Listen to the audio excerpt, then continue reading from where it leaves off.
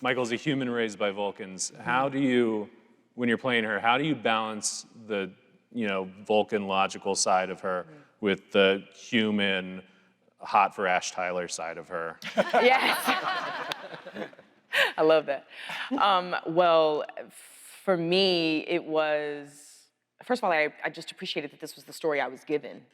I find it to be very, I don't know, it's kind of all-encompassing. And I appreciate it for that reason.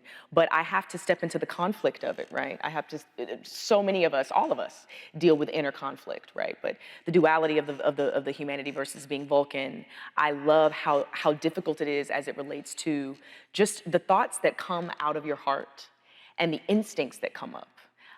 Having to say no to them, having to suppress them. What does that do? Having a life of suppression, right? Which, of course, a lot of people can also relate to. So that was my sort of door into it, was the pain that comes from it and the overcompensation that ends up coming from it as well. Because you feel that your natural impulses are inferior. And so automatically it creates this sense of insecurity that you then have to overcompensate for. And so what you end up having to find is you have to find the balance between these two opposing things, between who you are and who you were raised to be. You have to find the balance of them, and that's going to be that's the continual journey of Michael Burnham, and that's what really captures me as an actor. What's it meant for you to be playing the lead on a show like this?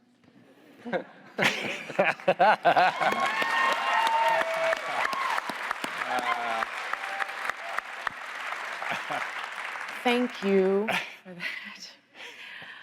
I don't, I always want to have this perfect answer to that question. And I always want to be able to communicate what it really means. But I don't think I ever can. I can continue to try, but it lives in the unspeakable.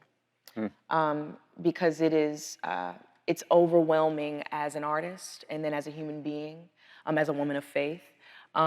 It's overwhelming, and it's for so many reasons, because of the franchise, because of how long-standing it is, because of the impact it's already had, because of how vast the universe is, because of these incredible people I get to work with, because of the complications in the story and the character and everything. It's just being a Black woman in the midst of all this other diversity that we're championing. It's I cannot put it, I can't really describe it. I think it lives in the unutterable. You guys, yeah, clap for that.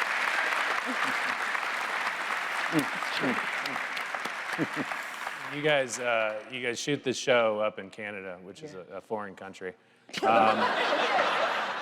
And you've finished now 2 seasons of it. So can you talk about the people sitting to your left and how you guys have bonded or not bonded over the last 2 years? So what's your name again? Yeah, so Sonequa? I play Michael Burnham. Okay. But no, yeah, I mean, it's the gratitude that I have and the honor that I feel. I feel so very highly favored to be here and to be with these people. Somebody else talk. Because I'm gonna cry, and I'm not trying to, I want to be dramatic. But these people are so, they're,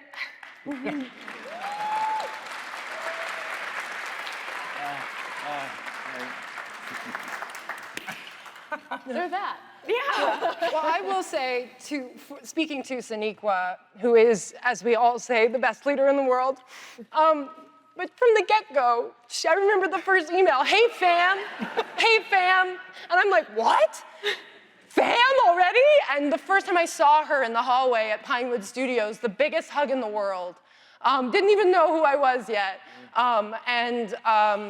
started organizing game nights and dinners, and our local Toronto bridge crew and all of our actors, we go out and support them when they have other things that they're doing in town.